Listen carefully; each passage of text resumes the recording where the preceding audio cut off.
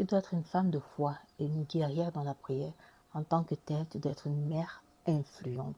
Oui, tu as la responsabilité d'influencer la vie de tes enfants.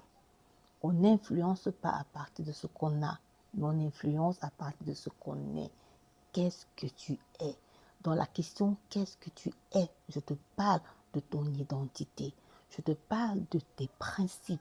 Je te parle de tes valeurs. Je te parle de ce sur quoi tu te fondes chaque jour pour agir. Je te parle de ce que tu fais au quotidien comme important qui détermine la femme que tu es. Parce que tes enfants te regardent au quotidien.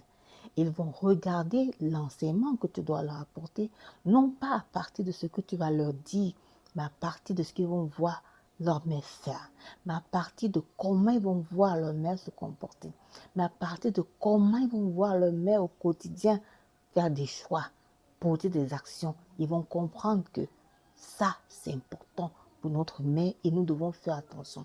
Parce que souviens-toi que dans l'enseignement, il peut être formel, on fait asseoir l'enfant, on lui dit ça c'est pas bien, ça c'est bien, mais l'enseignement aussi peut être informel parce que l'enfant nous observe, il va reproduire ce qu'il nous voit faire.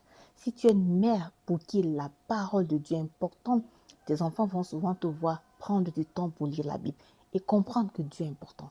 Si tu es une mère pour qui la prière est importante, tes enfants vont souvent te voir prier et comprendre que la prière est importante.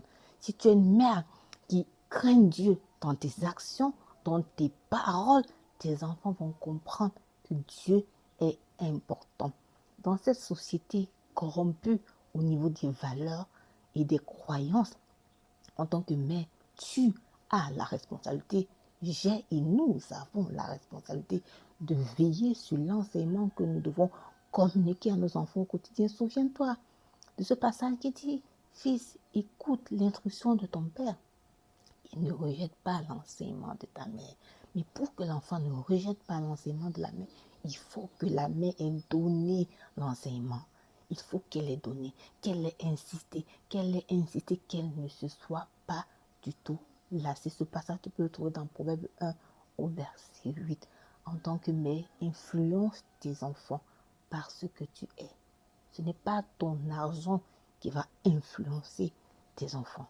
Ce ne sont pas tes diplômes qui vont influencer tes enfants. Ils peuvent servir dans l'accompagnement de l'essentiel.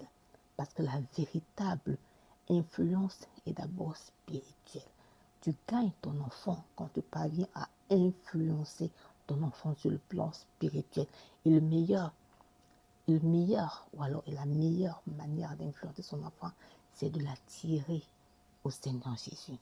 C'est de lui inculquer la crainte de Dieu pendant qu'il est petit. C'est de prendre du temps avec cet enfant dans la lecture de la Bible, dans la méditation de la parole de Dieu. C'est de prendre du temps avec cet enfant pour prier pour lui. C'est une forme d'influence.